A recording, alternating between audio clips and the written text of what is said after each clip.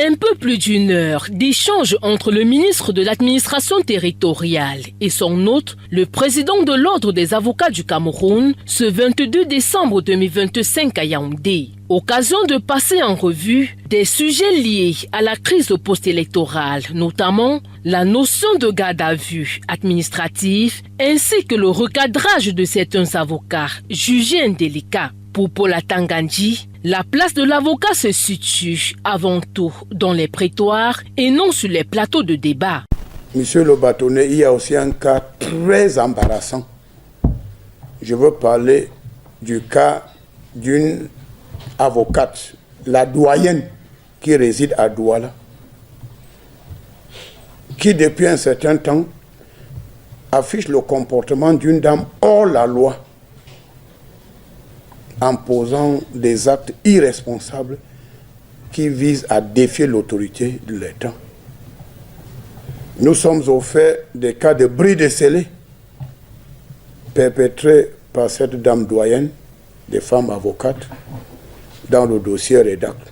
Le MINAT évoque également les manquements observés dans la pratique professionnelle de certains conseils et interpelle l'ordre afin que des mesures disciplinaires appropriées soient prises. Demandez à vos confrères de rester les hommes et les femmes de droit en toutes circonstances, car ils sont des justiciables pour les propos qu'ils tiennent en dehors des audiences, comme tous ceux qui violent les lois de la République.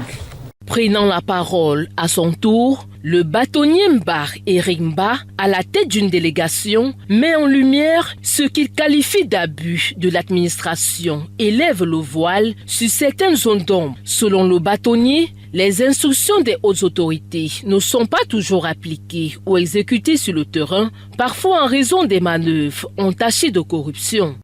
Je lui ai expliqué que très souvent, quand eux, les ministres, donnent des instructions, et avec la nature de corruption qui est dans notre pays, ses substituts ou bien ses collaborateurs n'exécutent pas. En réaction, le ministre, preuves et statistiques à l'appui, présente des éléments relatifs aux actes de violence enregistrés tout en affirmant sa volonté à rétablir l'ordre et à faire preuve de clémence lorsque les circonstances le permettent. Vous savez, le président Paul Biya insiste sur que le Cameroun est un état de droit et que le droit doit être dit et il doit être respecté. Et vous voyez que malgré les actes de violence inouïs, le chef de l'État, la première instruction donnée par le président de la République est que tous ces jeunes-là ne participent pas au processus électoral parce qu'ils ne peuvent pas voter. Mais comment quelqu'un qui a 12, 14 ans peut venir revendiquer une victoire? La réponse est qu'il a été manipulé. Saisissant l'occasion, Maître Mba Eric Mba invite les familles dont les proches sont encore en détention administrative à la suite de la crise post-électorale à saisir l'Ordre national des avocats du Cameroun. J'ai saisi aussi l'occasion pour vous dire, si vous connaissez quelqu'un qui est encore en détention administrative suite à cette crise post-électorale, il faut signaler l'Ordre des avocats. Au terme de cette concertation ouverte et franche, le ministre de l'administration territoriale appelle à l'accompagnement des hommes de droit dans l'accomplissement rigoureux de la loi.